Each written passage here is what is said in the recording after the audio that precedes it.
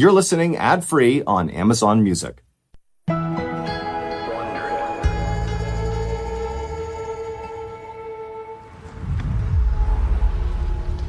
middle-aged man felt angrier and angrier as he drove home from his latest doctor's appointment. The man had been to see the doctor 4 times about his breathing difficulties, and each time the doctor had taken chest x-rays, but he couldn't figure out what was wrong. The doctor thought that, medically speaking, the man was fine, but the man knew he was far from fine. He couldn't even climb a flight of stairs without taking countless breaks to catch his breath, and once he got into bed, he could barely muster the strength to get back out again. He was now missing work, and he was feeling so weak that it was getting hard to do much of anything. And so how could any doctor say that he was fine? After he pulled into the driveway, the man just sat there for a moment. And as he did, he realized that the feeling he was having right now was not just a feeling of frustration. He also had a much darker feeling. And that feeling was that one of these nights he was going to go to bed and not wake up again.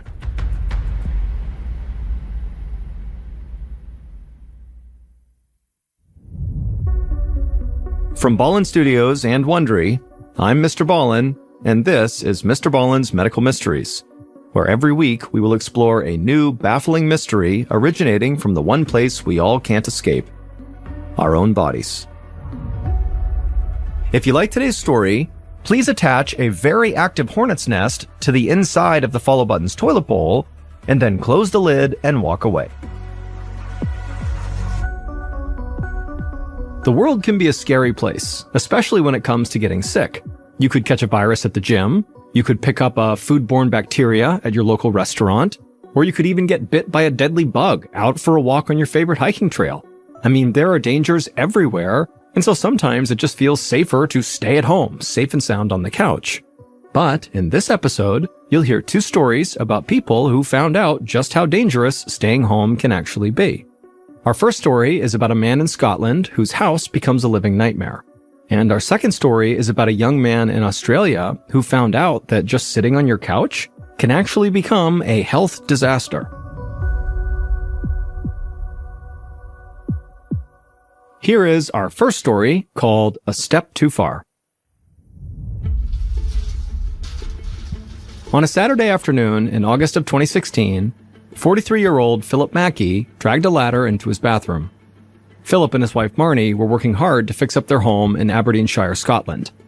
And Philip, frankly, spent a lot of his weekends on these types of home improvement projects, so this was very typical. Philip carefully opened up the ladder in a corner of the bathroom and climbed up. Once he was up there, Marnie handed him a spray bottle that contained water and bleach, and then she stood back to supervise from the doorway. Philip sprayed the mixture liberally onto a cluster of mold that had grown in the corner of the room. It occurred to him that he probably should wear a face mask, but it was too late for that now. When Philip was done, he tossed the spray bottle back down to Marnie, who caught it in one hand, and then laughed at what an efficient home improvement team they had become. Philip checked his watch, and to his surprise, it was almost 5 p.m. He realized he needed to jump in the shower right away. Philip played saxophone and guitar for a local band on the weekends, and they had a show tonight. He needed to get going soon if he wanted to be on time. So he moved the ladder out of the way and turned on the shower.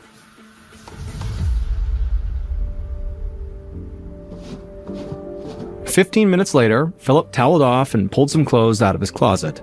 He laid them out on the bed next to their cat, who was fast asleep in a tight little ball. As Philip threw his shirt on, he took a moment to look around his bedroom.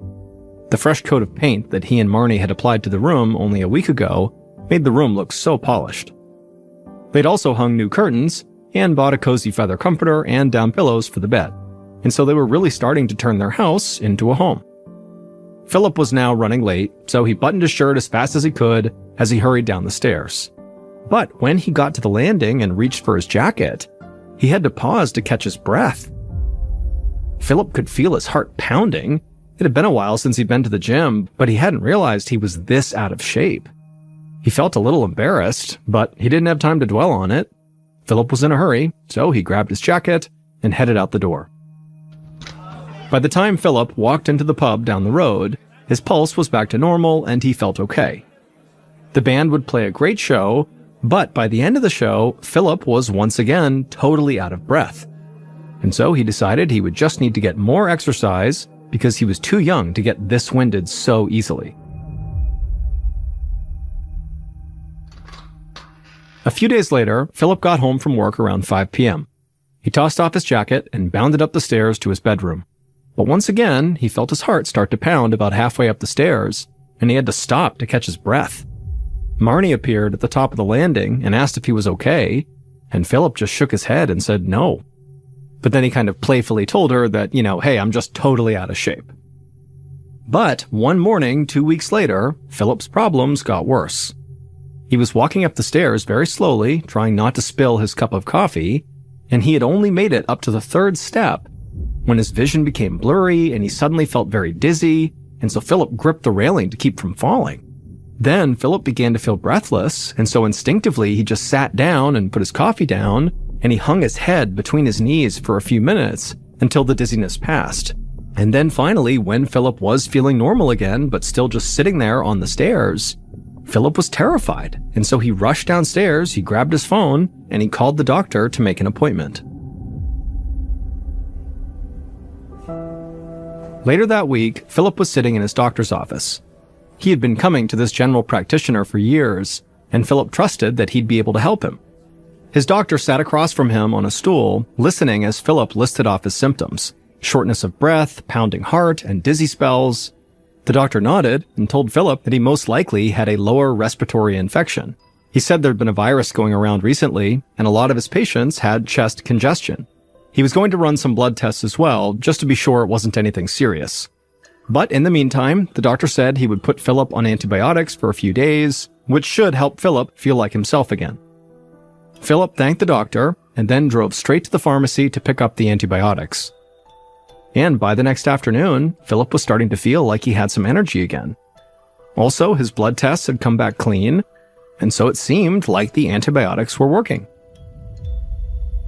But the following evening, Philip came home from work feeling absolutely exhausted. He'd barely moved all day at the office, and yet here he was, feeling like he was going to fall asleep standing up. Philip made his way to the stairs, and he leaned hard on the railing as he took the first 2 steps. But immediately he could tell his heart was racing. He went up another couple of steps, but it felt like he had just sprinted a mile, and so he stopped and bent over and began wheezing for air. Finally, he just sat down on the steps, and he leaned back on his elbows and did his best to try to take slow, even breaths. But even still, it just felt like there was this huge weight on his chest that was keeping him from breathing in fully. After a few minutes, Philip heard footsteps coming down the stairs, and he knew it was his wife Marnie coming to help him. And a moment later, he felt her hand on his back, and he let her guide him to his feet. Philip leaned heavily on Marnie's shoulder as they slowly walked up, one step at a time. And then when Philip finally made it upstairs and lurched into the bedroom, he looked at the clock, and he realized it had taken him 30 minutes to climb the stairs. But at this point, Philip was so exhausted that he just collapsed into the bed and asked his wife to close the curtains. He was going to attempt to sleep off whatever was going on with him. Over the next 10 days, Philip carefully took the course of antibiotics his doctor had prescribed him, but now it just didn't seem like they were doing anything. He was tired and dizzy at work. He barely had the energy to make it through his band sets every weekend. He was out of breath and exhausted basically all the time. But Philip kept hoping that he'd eventually just feel better, that he would just kind of sleep this off. One morning in October, so about 6 weeks after Philip had finished his course of antibiotics, Philip opened his eyes and immediately struggled to sit up. He rested for a moment on his back with his feet dangling off the edge of the bed, and then when he tried to sit up again, he realized that he genuinely couldn't do it. He did not have the strength just to sit up in bed. But he was feeling so defeated that he just rolled over and yelled out to his wife to please call his office and let them know he was not going to be able to come into work. Then Philip just closed his eyes and slept for the entire rest of the day. But later that night at around 2 a.m., so technically the next morning, Philip did finally wake up, but when he did, he again felt that intense pressure on his chest that made it hard to breathe. Except this time, the pressure was so intense, he literally felt like he was suffocating. And Philip's flailing woke up his wife, and as soon as she looked over and saw her husband was having this emergency, she reached for her phone to call the hospital. But right at that exact moment, Philip's lungs relaxed just enough to allow him to take in a full breath of air. And so suddenly he was calmed down for a second, and he just grabbed his wife's arm and he told her, "Don't call an ambulance." Marnie was caught off guard by his request, and so she flipped on the light and just stared at her husband, but she did put the phone down. And she would agree not to call an ambulance, but she told Philip they were done waiting whatever this was out, that he would, very soon, need to seek out medical help. Several weeks later, Philip sat in his longtime doctor's office feeling frustrated and exhausted as he waited for yet another set of x-rays of his chest. He was hoping that this time, the x-ray would actually show them why he was struggling to breathe. But this was the fourth appointment he'd made this month, and each time so far, the x-ray had come back looking totally normal. And without fail, his doctor would tell him that, hey, everything looks fine, and Philip would go home without any answers. Now, Philip trusted that his doctor knew what he was doing, but Philip was feeling extremely anxious and upset that his medical issues were still going undiagnosed. Philip was now spending most of his time in bed asleep. He had no energy. He hadn't been to work in over a month. And if he didn't get better, he would not be able to go back to work at all. And that would plunge him and Marnie into financial crisis. But that was just their financial situation. Philip also could feel his body literally breaking down. He was worried that eventually whatever was going on with him was going to kill him. Philip looked up when the door to the exam room opened, and he saw his doctor walk in, shaking his head solemnly. The doctor cleared his throat and told Philip that, once again, his x-ray looked totally normal. When Philip heard this, he just kind of snapped. Months of exhaustion and anxiety had finally bubbled up, and he just began to cry. He told his doctor that he just couldn't go on like this. The doctor sighed and nodded, agreeing that Philip was way too young to be in such dire health. The doctor was starting to suspect that Philip might need the advice of a specialist.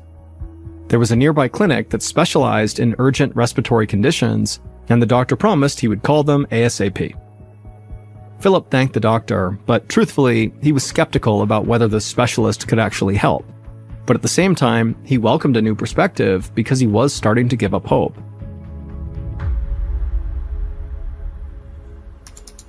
Later that day, Dr. Owen Dempsey opened up an email from Philip's general practitioner. Dr. Dempsey was a highly respected chest physician at BMI Albin Hospital, which was located only 30 minutes up the road from where Philip lived. Half an hour earlier, Philip's doctor had called Dr. Dempsey to tell him that, Philip was suffering from extreme shortness of breath and exhaustion and needed help right away. Dr. Dempsey clicked on the email attachment, which was Philip's x-ray, and it popped up on the screen. Dr. Dempsey looked it over carefully. For the most part, Philip had healthy-looking lungs. However, something strange immediately jumped out at the chest physician. He noticed that Philip's lungs appeared slightly gray, almost like someone had shaded them in with a pencil.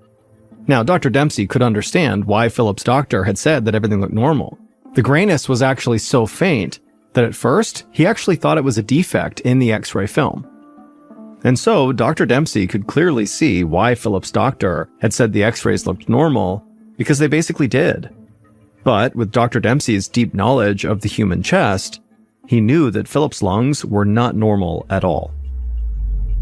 The slight grayness in Philip's lungs indicated they were inflamed and that something was seriously wrong. So Dr. Dempsey decided to call Philip and see if he could figure out if anything in his environment or daily habits might be making him sick. Dr. Dempsey dialed Philip's number. After 3 rings, Philip answered, and Dr. Dempsey noticed right away that Philip was panting. Dr. Dempsey had lung cancer patients who sounded better than Philip. Philip explained that the reason he was currently so out of breath was because he walked through his house to answer the phone. That was it. Dr. Dempsey was shocked, but when he told Philip how surprised he was at Philip's shortness of breath, Philip just laughed and said he was surprised too. He said it was getting really hard to think of himself as a healthy person now that he needed half an hour just to climb his own stairs. Dr. Dempsey knew that Philip must be incredibly stressed out, and he appreciated that Philip was actually still finding ways to make light of his situation. But as desperately as Dr. Dempsey wanted to help Philip out, he really had no idea how to do it. Dr. Dempsey told Philip that he believed he could be suffering from a severe allergic reaction. Things people have in their homes, like black mold or pet dander, can trigger severe and sometimes dangerous allergic reactions. And other times, people can bring things into their home from a trip that ultimately triggers an allergy. For a moment, all Dr. Dempsey heard was just wheezing on the other end of the line. And then Philip spoke, and he told the doctor that, for the past few months, he'd barely gotten out of bed, so he certainly wasn't traveling anywhere, even within his own community. And Philip couldn't think of anything in his house that could have caused such a terrible reaction. He said there was nothing new, just the same pets they'd had for years. Now, Philip did mention that there was some mold in their bathroom, but he'd taken care of it months ago and it never came back. The doctor eventually just began to quiz Philip about potential ways he could have been exposed. And time and again, Philip shot each of them down. Even before he got sick, Philip didn't go to a health spa or other humid environments where mold could grow. He rarely went into his attic, which can also harbor mold. And since he'd gotten sick, they'd stopped remodeling the house, so he definitely was not exposing himself to any kind of home improvement chemicals. Philip said he didn't even smoke. And so by the time Dr. Dempsey had gone through his whole checklist of hazards and come up empty, he could tell Philip was close to tears. And Dr. Dempsey totally understood, because if he were in Philip's position, he would be just as scared and frustrated. Dr. Dempsey felt stumped. Nothing Philip had been exposed to recently sounded like cause for concern. So he asked Philip about the work he was doing on his house before he got sick. And Philip began describing all the painting and reupholstering they'd been doing. And in the background, Dr. Dempsey could hear Philip's wife, Marnie, reminding Philip about all sorts of other small projects they'd taken on over the past year. And at some point, Philip began rambling about his bedroom, something he was obviously very proud of. And he would tell Dr. Dempsey that they had really splurged on linen curtains and a brand new comforter. And right at that moment, as he was describing his bedroom, Dr. Dempsey had an epiphany. He suddenly understood what very likely was making Philip so sick. And so he cut Philip off and said, "How soon can you come in and get blood work done?"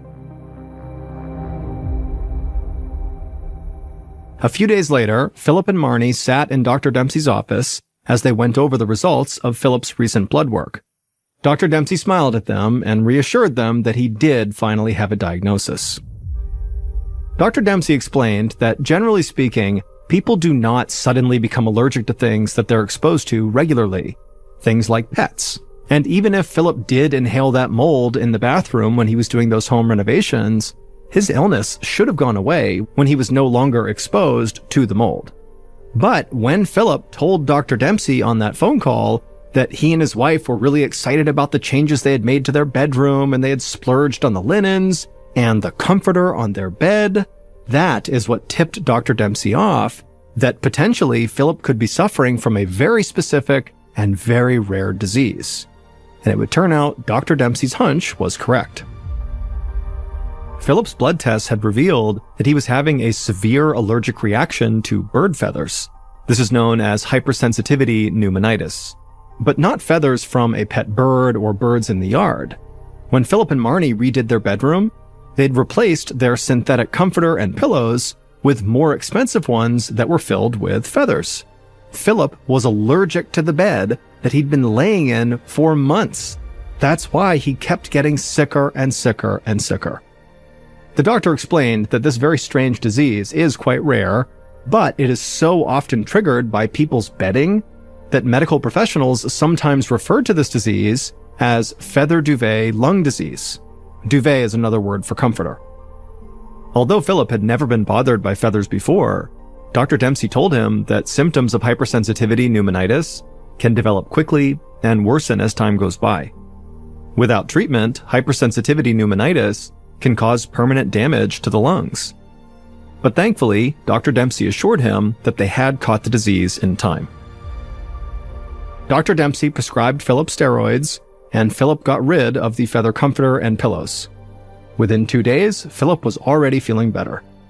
And within a few weeks, he was back at work and back to playing his saxophone in bars all across Scotland.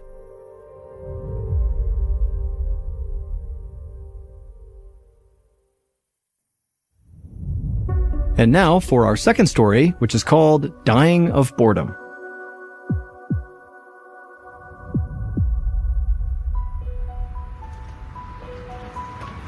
In December of 2019, 17-year-old Kyle Quitman took a deep breath of fresh air as a hospital volunteer wheeled him out the front door of a hospital in Queensland, Australia. Now, at the time, most of Kyle's friends were out celebrating the end of the school year. But Kyle had been in the hospital, having ankle reconstruction surgery to repair a really bad rugby injury. Kyle wished he could be at the beach right now with his friends, but after 3 days of being stuck inside the hospital, he was at least happy just to feel the sun on his skin. And it occurred to him that he really should try to enjoy this moment, because he was going to be mostly stuck inside for the next 3 months as his ankle healed, and while all his friends enjoyed the Australian summer that runs through February. The hospital volunteer parked Kyle's wheelchair on the curb and asked how his ankle was feeling.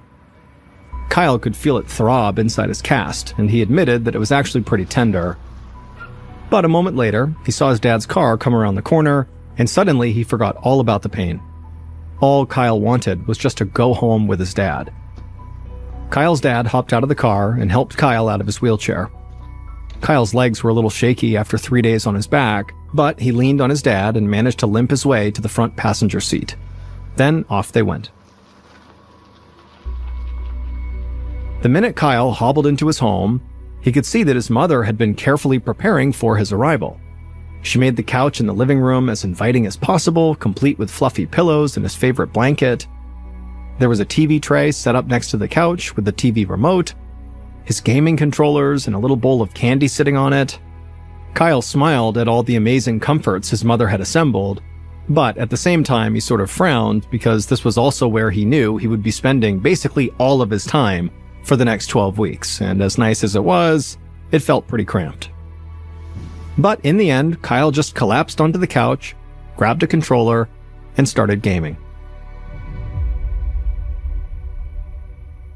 4 days later, Kyle lay on the couch, a bowl of popcorn balancing on his stomach, as he listened to the family's pet cockatiel, Larry, repeat his name over and over again in a sing-song voice. Larry had a lot of personality, and Kyle loved to play with him. He had spent the morning trying to flick kernels across the living room and into Larry's cage. Kyle rolled a kernel in between his thumb and forefinger and then launched it across the room, and amazingly, it sailed right through the metal bars, right into the cage, and Kyle cheered as the cockatiel whistled his appreciation. But then Kyle sighed. Larry was amusing, but this had to be the most boring summer vacation of his life. A few of Kyle's friends had dropped by the night before with cookies and Gatorade, which was great, but then they all left for a party without Kyle, and he felt totally abandoned. In fact, the only person who spent any real time with him was his grandmother. She'd been coming over just about every single day to give Kyle cookies, and she would even play video games with him, but she was not good at video games. And Kyle really appreciated that, but again, he just felt totally bored and lonely.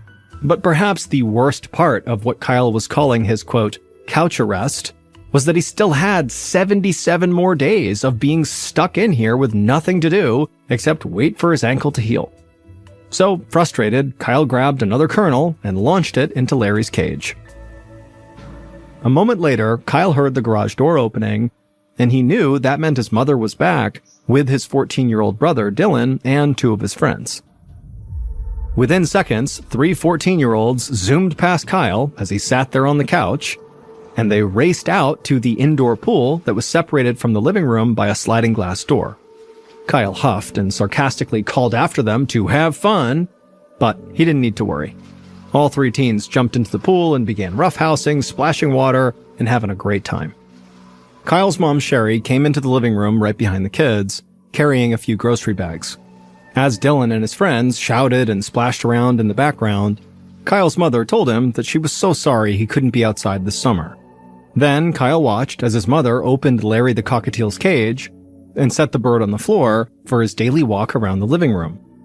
And as Larry began picking up popcorn kernels in his beak and marching around the room, Kyle, for the first time in his life, felt jealous of a bird. The next morning, Kyle's throat felt scratchy as he slowly came down the stairs from his bedroom. And when he coughed, he could feel phlegm coming up into his throat.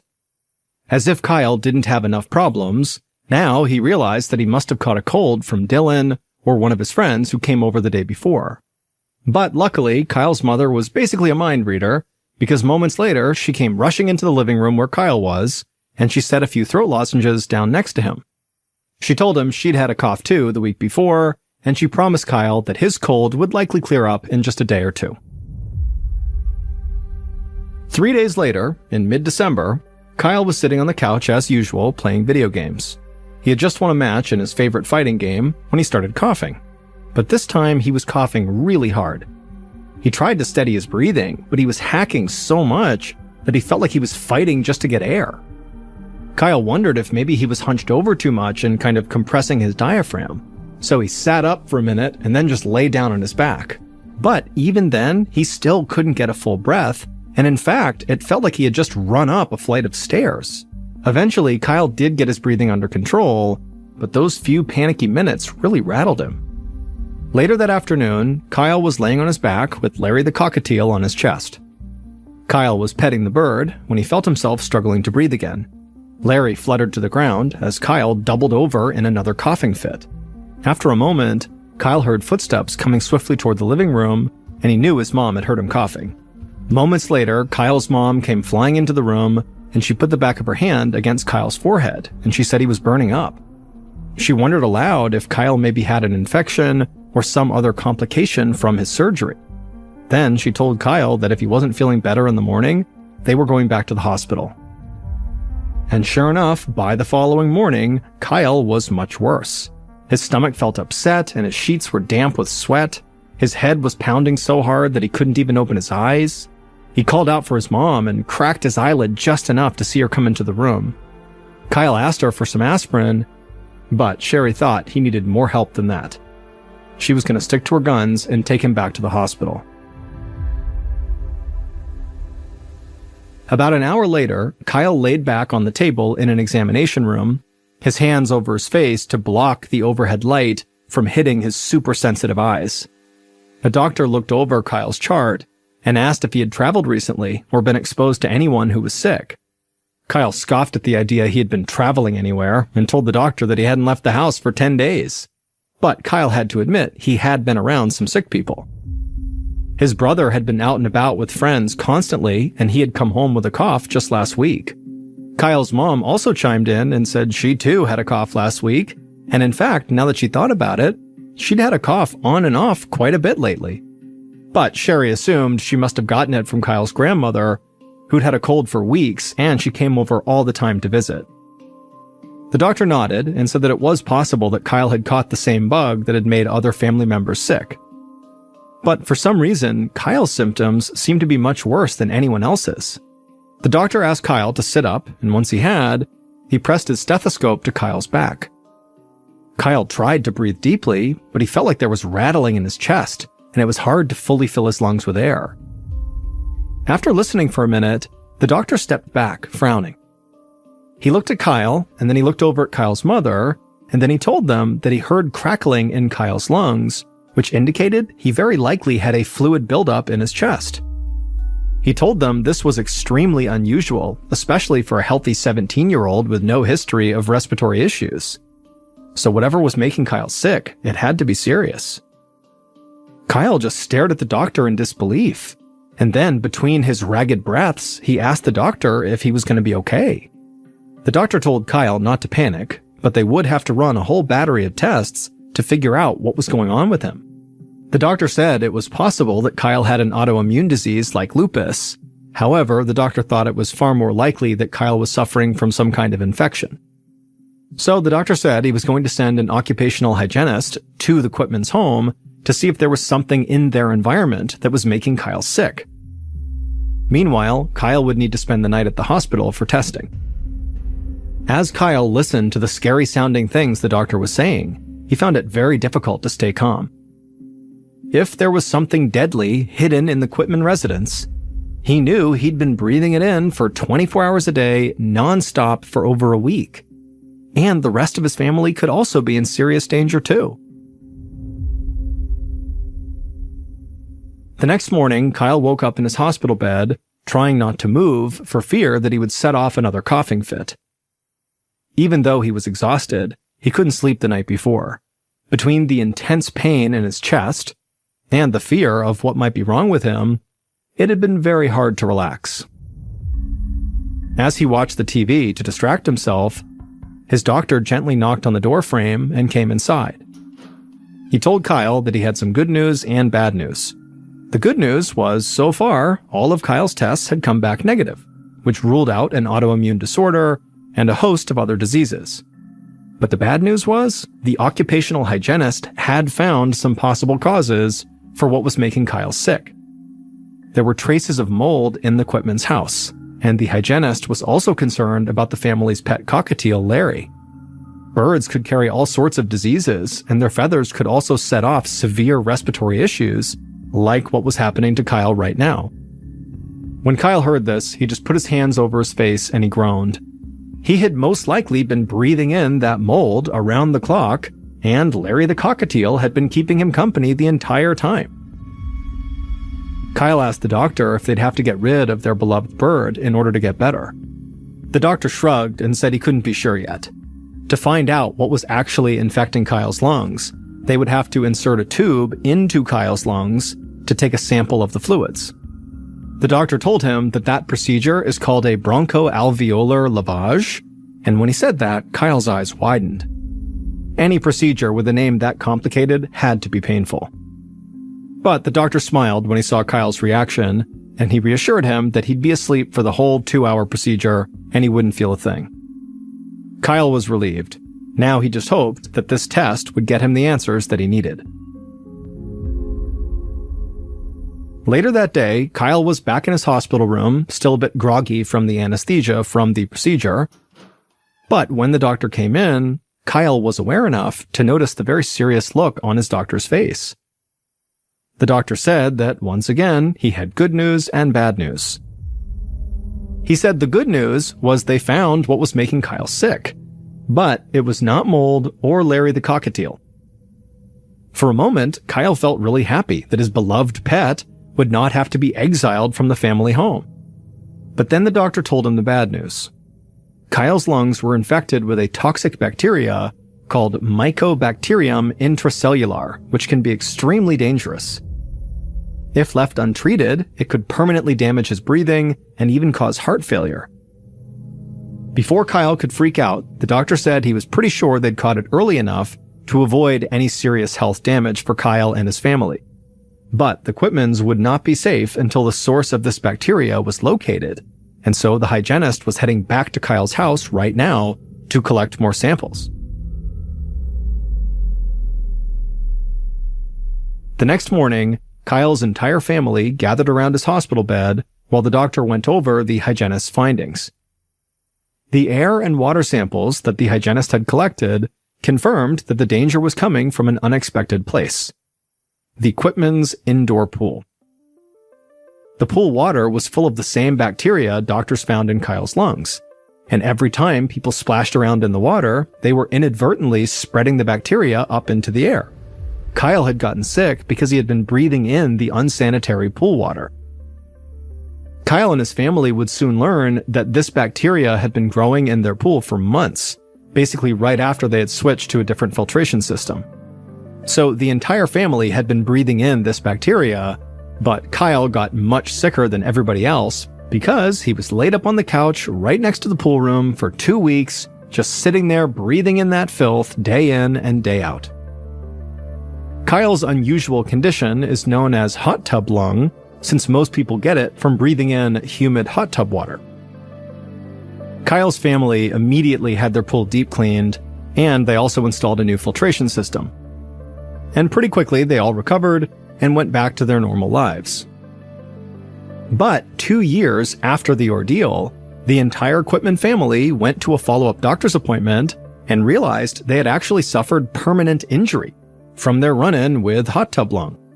Tests showed that all of their lungs now had a mild reduction in their ability to process poisonous carbon monoxide gas. It was a small but lingering reminder to make sure to always keep their pool nice and clean. Where is it? I heard the door open. I heard the bells. I heard the pot. I heard the footsteps. I saw the door open. I see the thing walk in. I watched it walk down the aisle. I watched it bend over. It's in the room. Where is it? And this is night 1. There's 2 more nights of this, and it gets worse.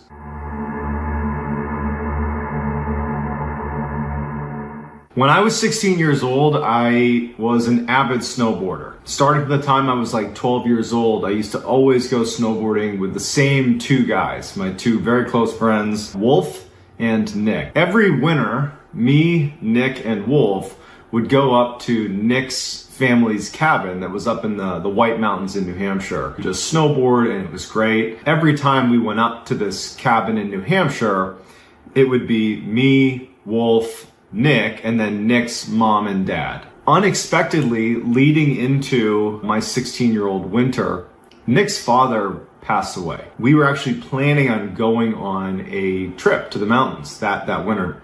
And I remember speaking to Wolf and being like, I don't know if it's even appropriate to ask about this trip, because we knew that Nick was very close to his father, and not to mention, like, every time we went on this particular, trip up to the mountains, Nick's dad was always with us, and it just seemed like, how can we possibly now go on this snowboarding trip? Not only is it a low priority item, but just the dynamic is all different now.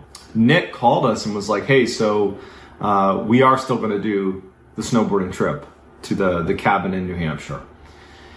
And so, Wolf and I, we spoke and we're like, let's just go with it. I mean, maybe they want to do something that is maybe a fond memory of their father, their husband. And so we agreed to go. So he passes away maybe a few months before we end up going up to the mountains. And so the grief was still definitely there, but also just, again, that the dynamic was it was like the elephant in the room, right? Like, as we're driving up, we drove in the same car. Me, Wolf, Nick, and then Nick's mom was driving. It was so apparent that Nick's dad was missing, because he was always in the car with us when we drove up. Anyhow, so we make the trip up to New Hampshire, and we're planning to be up there for 3 days. So the house itself wasn't really a cabin, it was a house. It was a small house. It was on a mountain. And if you think about the way a mountain works, it's a slope. And so in order to have a house level on a mountain, a portion of it needs to be on stilts, right? The portion that's kind of hanging off the mountain. And then the other part of the house is kind of like embedded in the mountain itself. And when you drive up to the house, there's a wraparound porch that goes around the house. The majority of it is on the stilted section of the house, right? So if you're on the wraparound porch, your footsteps are going to echo. Like, you can hear those footsteps because you're above the ground. When you step into the house, you open a door. It actually opens inwardly. There were sleigh bells that were on the door, on the inside of the door. So anytime you open the door, you hear those sleigh bells ringing.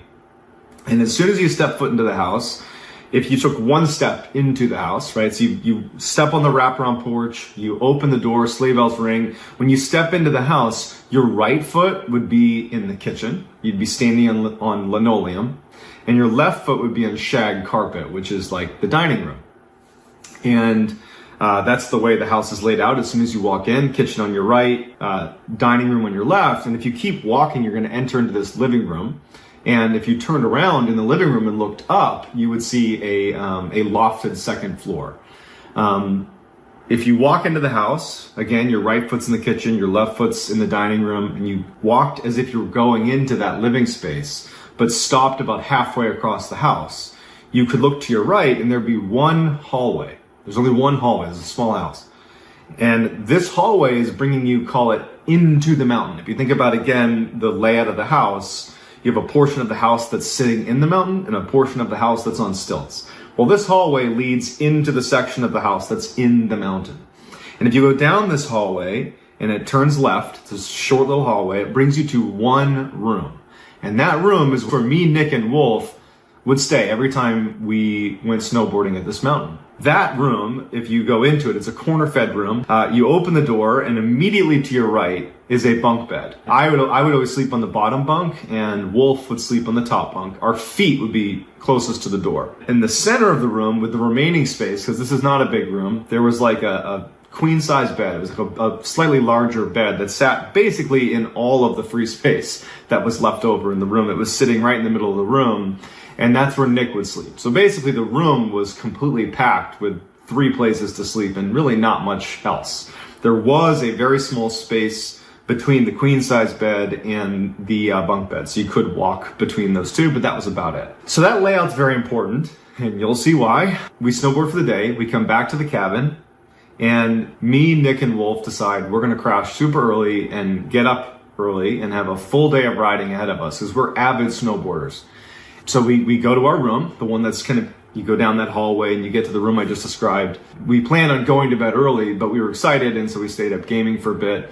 And then maybe around like 11 or 12 o'clock at night, Nick, who again is in the queen size bed, and Wolf was in the top bunk, they ultimately fall asleep. I was still awake, and what struck me, and it always struck me whenever I slept in this room, is when you turn off all the electronics and you're just laying in bed in this house, in particular this room, it is pitch black. There's no windows. You're in the segment of the house that's, in the mountain. It is truly pitch black.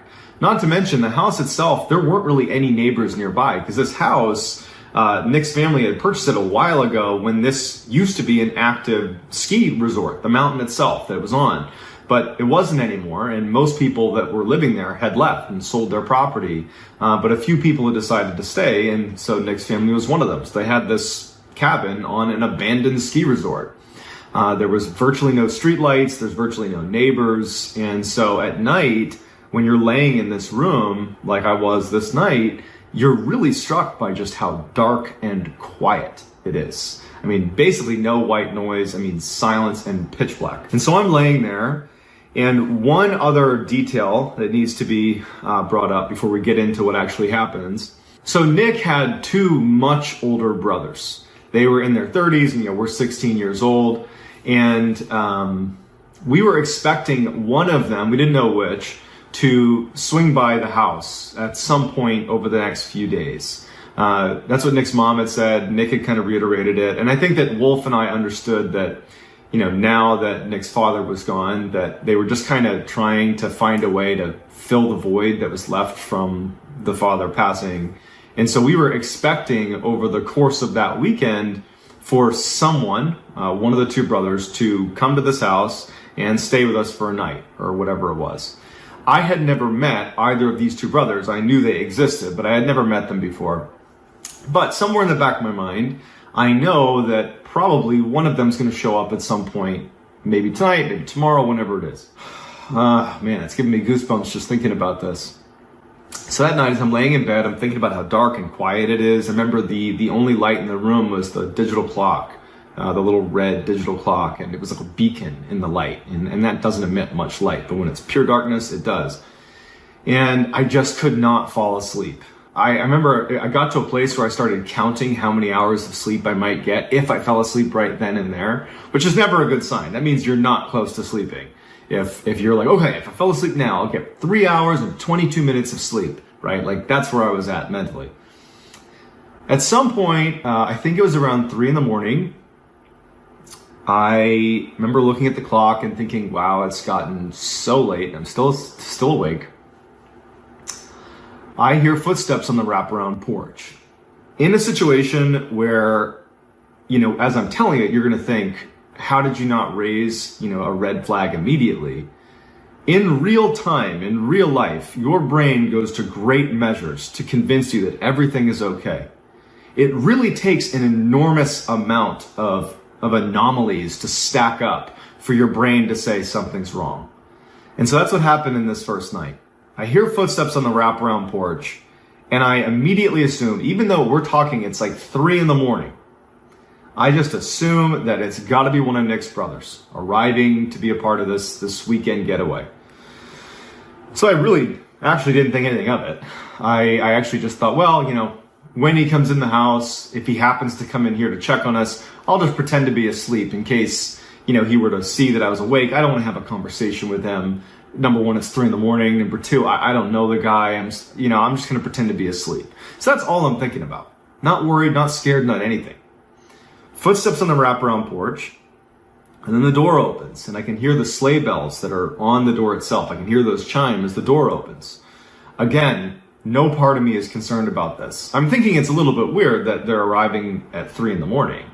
But we knew that his brothers had these weird work schedules where they might show up in the middle of the night. So it was just, it was whatever it was.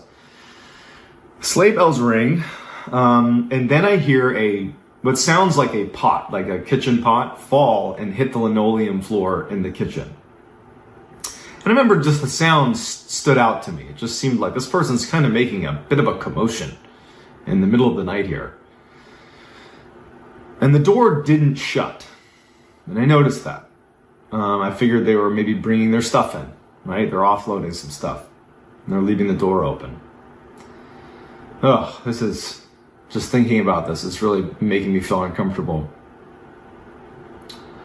So I hear the footsteps in the wraparound porch, the door opens, I can hear the sleigh bells, a pot falls and it hits the linoleum floor. The footsteps that I could hear on the wraparound porch, because it's on stilts, right? Like the porch is hovering over the ground.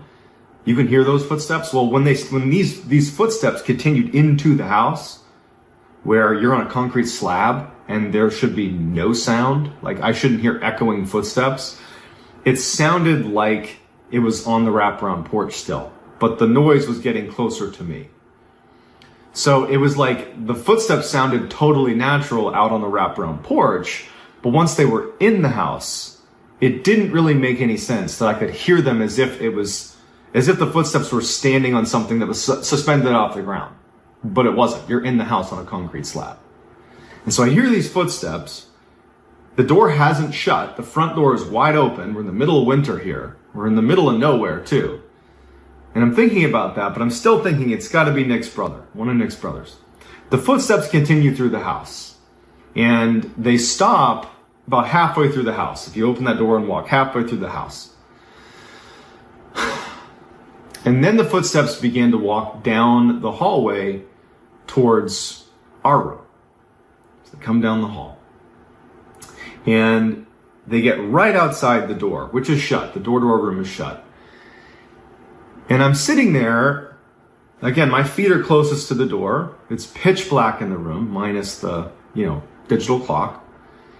And I'm thinking, why didn't they shut the front door? Of all the weird things that have happened, the fact that I'm hearing footsteps as if they're on the wraparound porch, but they're getting louder and moving through the house, the thing that really just made the hair on the back of my neck stand up was, why didn't they shut the front door? That just seems like such a bad idea. There's animals out there. There's a host of things out there. Like, why aren't you shut? And not to mention, it's freezing outside. There's a space between the bunk bed, the bottom bunk that I'm on, and the top bunk. There's a space that I can see clear as day. Whoever walks in the room, I'm going to see them when they walk past the foot of the bed. But because of the top bunk, my view is actually obscured, and I wouldn't be able to make out someone's face, for example. I could really only see their middle section. And so when the door opens and this shadow figure walks into the room, which, by the way, I'm in a pitch black room, and I clearly make out a black silhouette.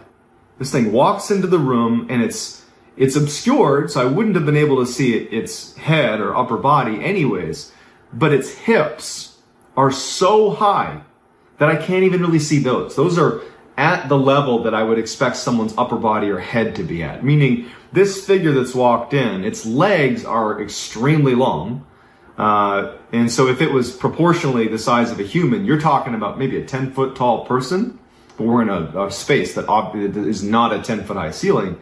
And so this thing walks in, and as soon as I see it, and I make out that black silhouette, even though it's pitch black in the room, I clearly see the silhouette that is unnaturally tall, combined with all the things that I've just thought about, mainly the door's still open. They've made kind of a commotion. I can hear these weird footsteps. I instantly was frozen with terror. Frozen. Petrified. I'm like, it's not Nick's brother. And even if we're not talking about paranormal here, this is such a bad situation. Even if that's just some dude who's come into the house, that's a really bad situation. So no matter what, this is a really bad situation, but what I'm looking at doesn't make sense. It's an unnaturally tall person. They've left the door open, and I hear their footsteps all over the house, and it walks in past the foot of the bed. And I'm laying there, and I can't see higher than its waist because it's obscured by the top bunk. And this thing makes this like facing movement, like a military facing movement, and begins to walk down the aisle between the queen size bed in the middle of the room and the bunk bed where I am. And it's walking down right next to me, and I'm literally sitting there unable to move. And I remember thinking, I can't do anything. I'm truly frozen with terror. And all I remember thinking is, whatever happens, just don't bend down and look at me. That will ruin my life. If this thing so much as looks at me, that's it, I'm done. So it walks down the aisle, it's right next to me. I'm literally frozen. And it does another quick movement, but it's facing away from me now. Facing towards Nick in the center of the room.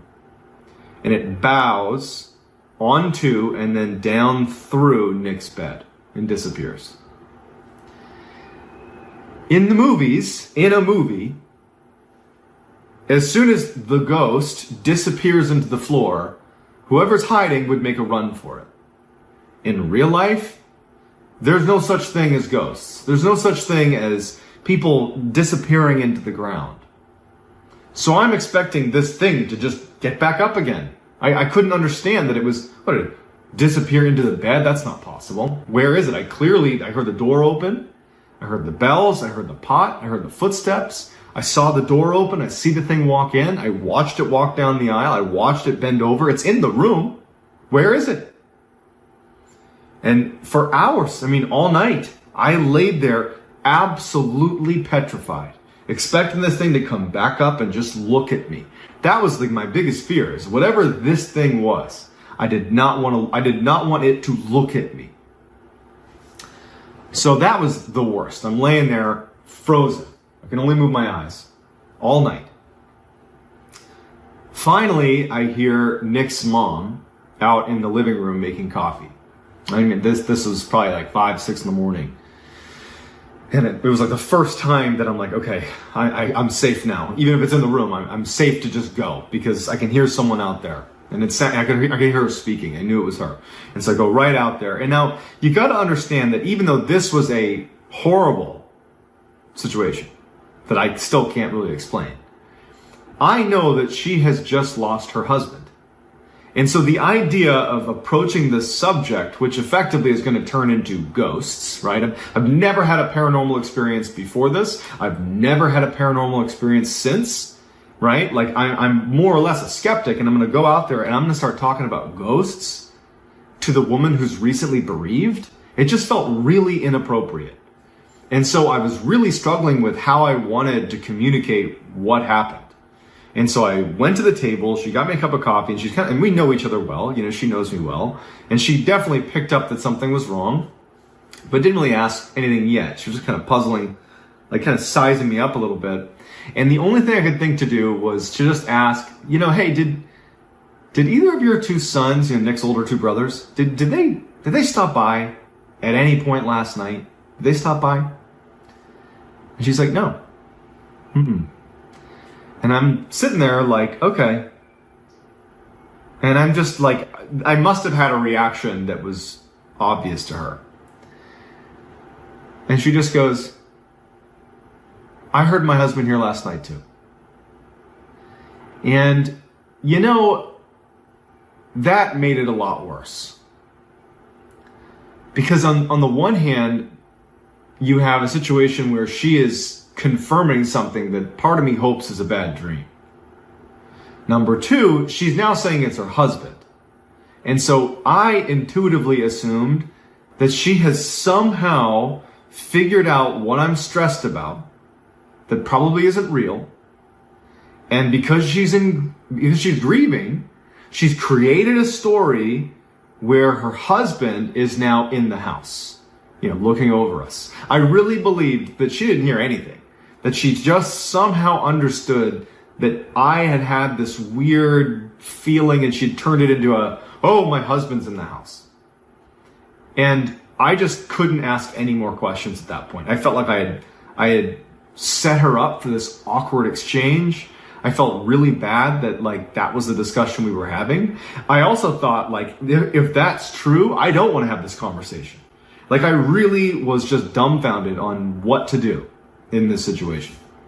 And this is night 1. There's 2 more nights of this, and it gets worse. So Nick and Wolf eventually come out of the bedroom and they come to the dining room. And the same way I felt reserved talking to Nick's mom about what happened, I had the same feelings about Nick because it was his father. And I also just felt like that would be inappropriate. But Wolf, he's not a family member and he's my buddy. And I kind of pulled him aside and I kind of told him what was going on as best as I could. But I kept it like kind of generic. I was like, you know, I could have sworn I heard someone in the house last night. Like I could have sworn. And he's like, yeah, you know, you're probably dreaming, you know, like that's what this is. And I was like, no, like I wasn't, but I can't make sense of it. And I was like, can you just do me a favor? And at this point, Nick actually overheard the conversation and I very much kind of cut ties with what I was talking about. I was like, yeah, I just thought I heard something last night. It's just me freaking myself out. And I was like, can you guys tonight, when we get back from snowboarding, can I fall asleep ahead of you? That way I'm asleep, you guys can just fall asleep after I do, and then I'll sleep through the night, no big deal. And they're like, all right, yeah, weirdo, whatever. So I'm like, all right, my big plan is I'm just gonna go to bed really, really early. Because I didn't sleep the night before, so I'm thinking, oh, I'll fall asleep right away. So we go out, we snowboard for the day, my mind is off of what happened, and frankly, I'm starting to convince myself that had to have been, you know, sleep paralysis. Even though I'd never had that before, I was Googling some stuff, and sleep paralysis, maybe it was just like a really intense dream. You know, I was just like, there has to be something. Like this is too weird, it has to be something explainable. Turns out it wasn't. We get back from snowboarding, and I am immediately going to bed. Pretty much immediately. It was like maybe 6 o'clock. I was like, I'm going to bed. And I get in bed and all I'm thinking about is what happened the night before and I can't fall asleep. Eventually Nick and Wolf, they come in the room and they're trying their best to stay awake so that I can fall asleep, but it's getting later and later and I can't fall asleep.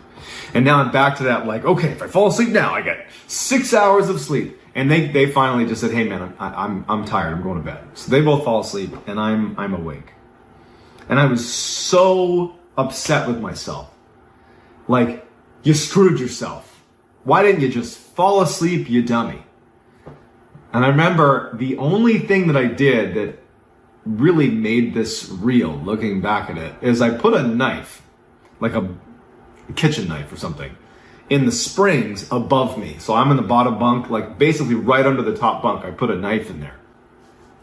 And I'm laying in bed and I'm constantly looking over at the digital clock. And it was probably around 3 a.m. It was late enough that it was like, okay, this is about the time that happened last night. And my heart just sunk when I heard those footsteps on the wraparound porch again. They sounded the same as they did the night before. I was like, that has to be one of Nick's brothers. But the door opens, I hear the sleigh bells, I hear the frickin' pot fall on the ground. It was like deja vu. The exact same thing is happening. And these footsteps start walking through the house.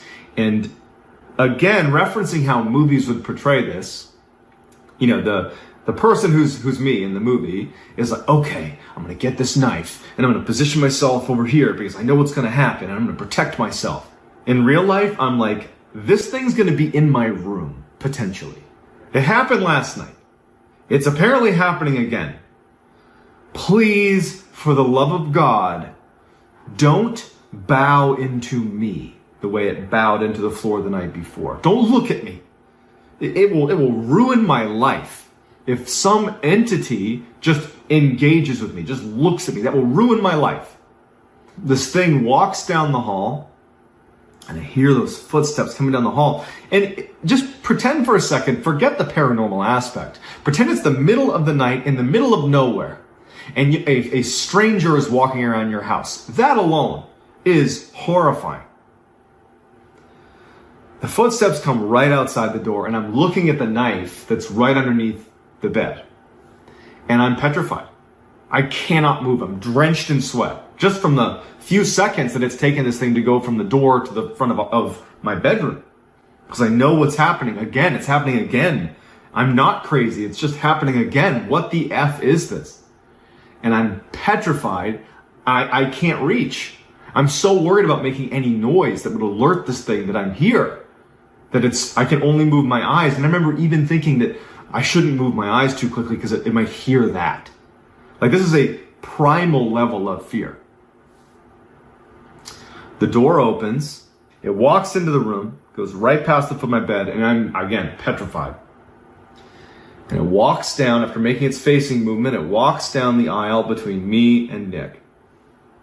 And I remember what happened the night before, where it folded into Nick and disappeared, and I'm just thinking to myself, please don't turn and bow into me. Please, whatever happens, just don't do that.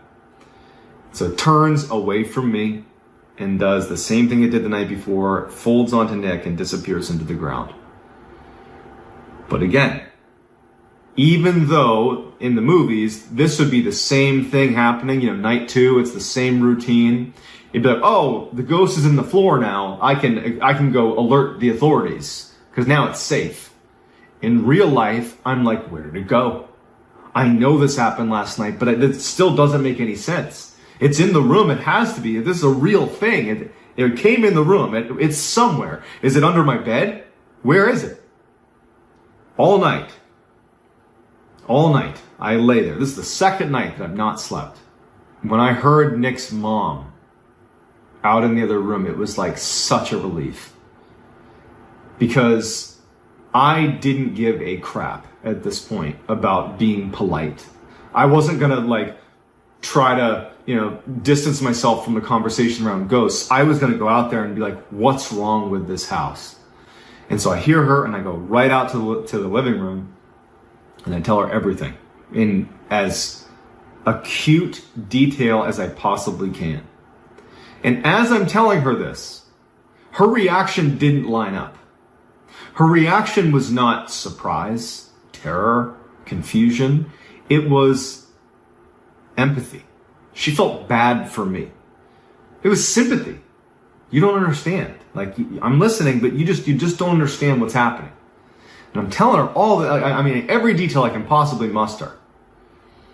And at the end of it, or towards the end, she just kind of stops me. She's like, John, I told you yesterday, and again, I heard it last night. That's just my husband. I heard him last night too.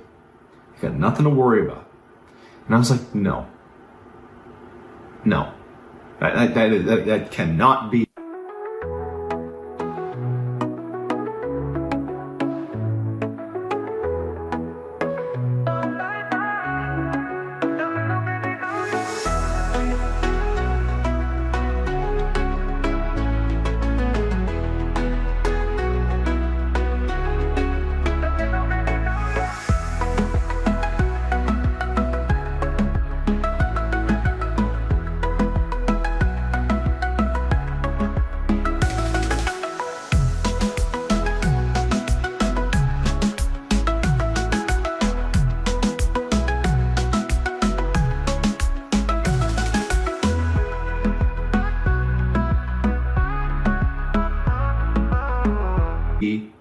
That cannot be what it is. And she was like, I heard him open the door.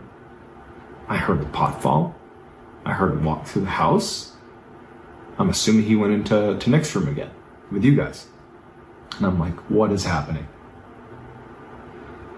So totally now just beside myself.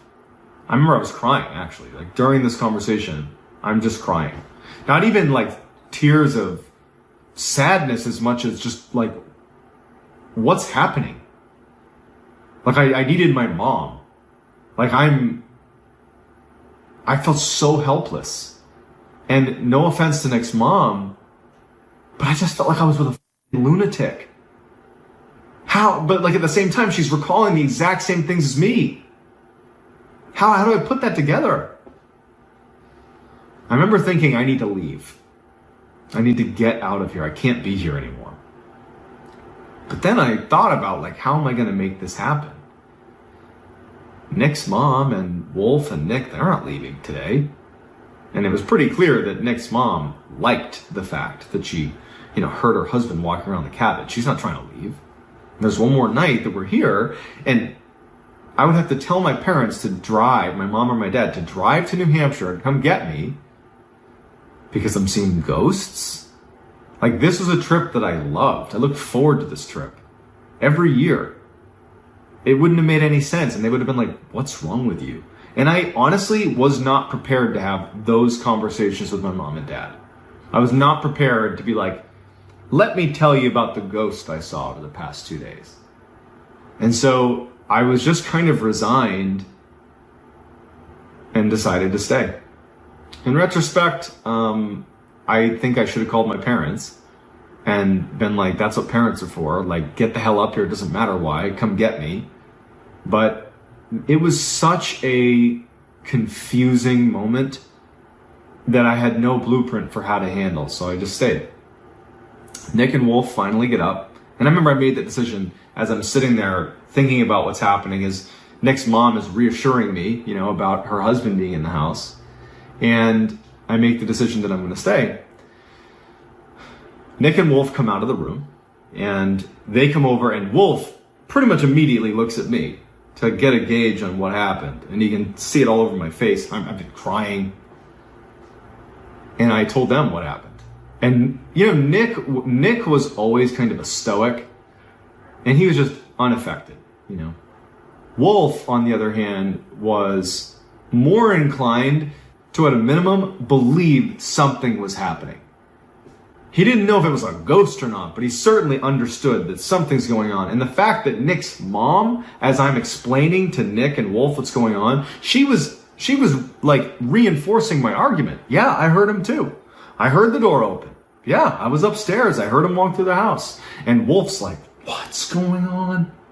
And Nick is like, he didn't want to hear it, kind of. It probably was uncomfortable. It's about his father, or ultimately talking about his father. Before we went out snowboarding for the day, because Nick's mom would drive us and drop us off, she brought us to a local store, and we bought a coffee table because they've been looking to replace the one that was in their house. Basically, when you walk into the house, instead of turning down the hallway towards our room, if you just keep walking into the lofted area, at the foot of the stairs was a coffee table where they kept a landline phone because you're in the middle of nowhere and you got to have some way to call, and they put it right at the foot of the stairs in this little coffee table. But it had broken, or it was old, or whatever. I know that they wanted a new one for a long time. We went out and got it. Me, Nick, and Wolf, we snowboard. We come back, we help offload the coffee table into the house. We put it at the foot of the stairs. And that night we go to bed. I was ruthless in trying to keep Wolf and Nick awake. I mean, I wasn't even trying to make jokes out of it. I was like straight up kicking the bunk, like kicking Wolf's bunk, like literally shaking Nick. I was doing everything in my power to keep them awake because I couldn't sleep. I'm terrified. It was like the opposite of how excited you get before Christmas and you can't sleep. It was like the opposite of those feelings, but you still can't sleep. It was like, this is the worst night of my life. And also, the nail in the coffin, if you will, is during the day that day, we found out that neither of Nick's two brothers were going to be making the trip. They weren't going to make it. So no one's going to be at the house. No one should be at the house except for us. And so that night I'm laying there, and after all my attempts to keep Nick and Wolf awake, they fall asleep. Everyone's asleep. The house is pitch black. It's silent. And around 2, 3 in the morning, I'm getting goosebumps just thinking about it. I hear those footsteps on the wraparound porch. The door opens and I hear the sleigh bells ringing on the door. A pot falls on the ground and the footsteps walk into the house. And this is the third time that this has happened. So in a way, this was the first time that I was expecting something to happen. For it to walk down the hall, to come in the room, to come next to me, fold into Nick, and then that's it. This was the first time I had a little bit of, call it security, that something was going to happen, and I understood what was going to happen. I didn't understand it, but I expected something to happen.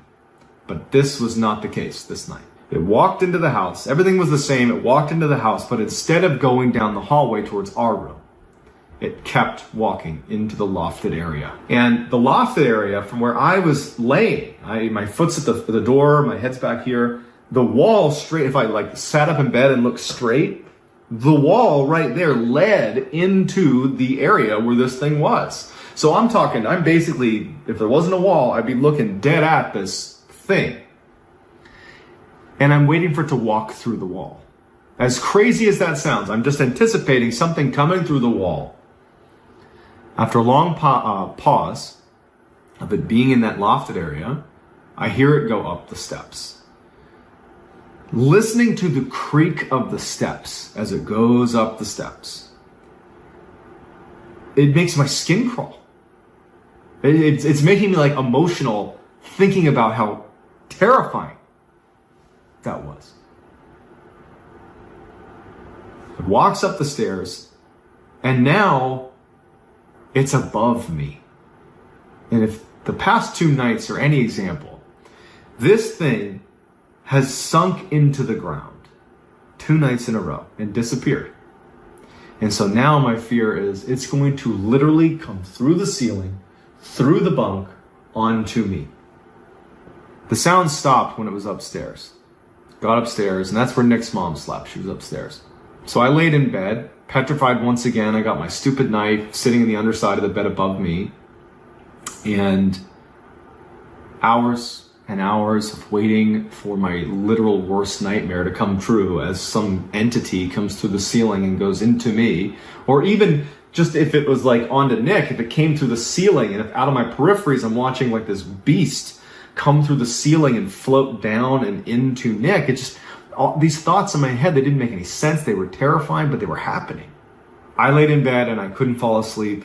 I was now coming up on 3 days without sleep. So at some point that night, I did fall asleep, probably just out of sheer exhaustion. At some point in the morning, early morning, now probably like 5 in the morning, I wake up again and I can hear Nick's mom. It didn't sound like she was making coffee. It sounded like something was wrong. I couldn't place it, but it just sounded like she was acting emotional somehow. I couldn't tell if she was crying or not. But now it's like, it's the morning, it's my last day, I'm leaving today, I'm up, I'm out. And as soon as I walk out of the hallway and I look to the left into the dining room where I expect to see Nick's mom, and she's not there. And she's actually over at the foot of the stairs in the lofted kind of living room area next to this new coffee table we had just put in. And she's standing over this coffee table at the foot of the stairs where the entity had been the night before, the one deviation from the other 2 nights. And she's crying. Come here. She points to the coffee table. And she's down on her knees looking at the table. And now I can tell she's probably crying tears of joy. Because scratched into the coffee table were the words, "I love you." I was like, I'm done. That ended my friendships with certainly Nick. Wolf to a lesser degree, but I stopped snowboarding. I didn't go back to that cabin, even though I know Wolf did the next year. The theories about what happened, Nick's mom, it's possible she could have created a narrative, made it about her husband, and then she could have just as easily scratched that into the table. The "I love you," that could have been her.